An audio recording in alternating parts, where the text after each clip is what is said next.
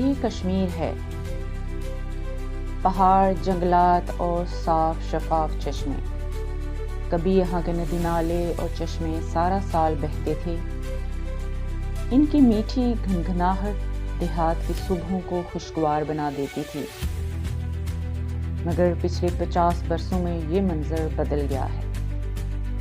آج یہ چشمے اور نالے خشک موسم میں سوکھ جاتے ہیں اور صاف مونسون میں اچانک غیر معمولی طغیانی کا شکار ہو جاتے ہیں۔ اوپر سے بادل پھٹنے کے واقعات اس مسئلے کو اور بھی سنگین بنا دیتے ہیں۔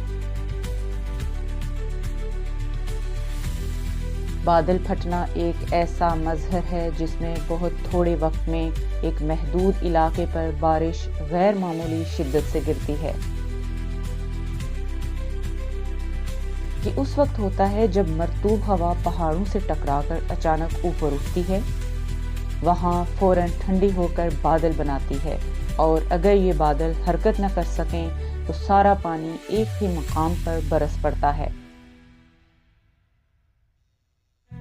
کشمیر جیسے پہاڑی علاقوں میں یہ واقعات زیادہ دیکھے جاتے ہیں۔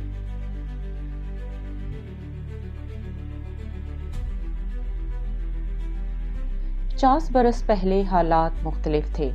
اس وقت جنگلات گھنے تھے جو بارش کا پانی جذب کر کے زمین میں محفوظ رکھتے تھے۔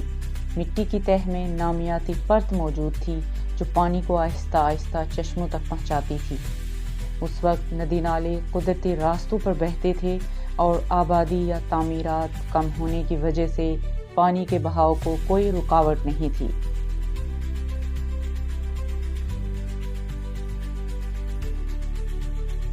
اب حالات بدل گئے ہیں۔ جنگلات کی کٹائی اور پہاڑی ڈھلوانوں پر بے ہنگم تعمیرات نے زمین کو پانی جذب کرنے کی صلاحیت سے محروم کر دیا ہے۔ ندی نالوں کے راستے تنگ اور بند ہو گئے ہیں۔ ملبے اور سلٹ کے جمع ہونے سے پانی کو گزرنے کی جگہ کم ملتی ہے، اور جب مونسون کی بارش آتی ہے تو یہی نالے اچانک خطرناک سیلاب میں بدل جاتے ہیں۔ موسمیاتی تبدیلی نے بھی اس مسئلے کو بڑھا دیا ہے۔ فضا میں پہلے سے زیادہ نمی جمع ہو جاتی ہے، جس کی وجہ سے بارش کم وقت میں زیادہ شدت سے گرتی ہے اور بادل پھٹنے کے واقعات بڑھ جاتے ہیں۔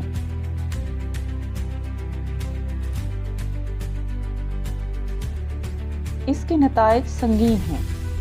اچانک آنے والے فلیش فلڈز، زمین کا کٹاؤ اور لینڈ سلائیڈنگ، پانی کا آلودہ ہونا، کھیتوں کی تباہی اور انسانی جانوں کا نقصان۔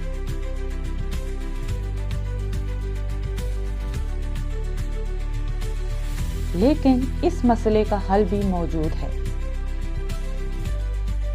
لیکن اس کے لیے قدرت کے نظام کو واپس لانا ہوگا۔ جنگلات کاری کرنی ہوگی تاکہ زمین پھر پانی جذب کرے۔ پہاڑی ڈھلوانوں پر چھوٹے بند اور پتھر کے جال بنانا ہوں گے تاکہ پانی کا بہاؤ سست ہو۔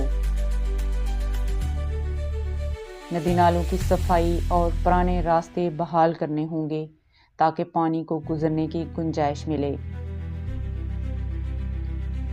جہاں سے چشمے نکلتے ہیں وہاں زمین میں پانی لوٹانے کے لیے ریچارج زون بنانے ہوں گے۔ بارش اور پانی کی نگرانی کے لیے جدید آلات لگانے اور مقامی آبادی کو بروقت خبردار کرنے کا نظام قائم کرنا ہوگا۔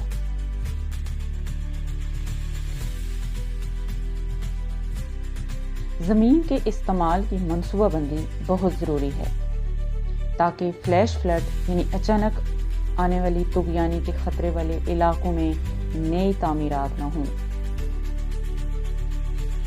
مقامی لوگوں کے روایتی تجربے اور سائنسی ڈیٹا کو ملا کر محفوظ کمیونٹی نقشے تیار کیے جا سکتے ہیں۔ پہاڑ صرف خوبصورتی نہیں دیتے، یہ ہمیں پانی اور زندگی دیتے ہیں۔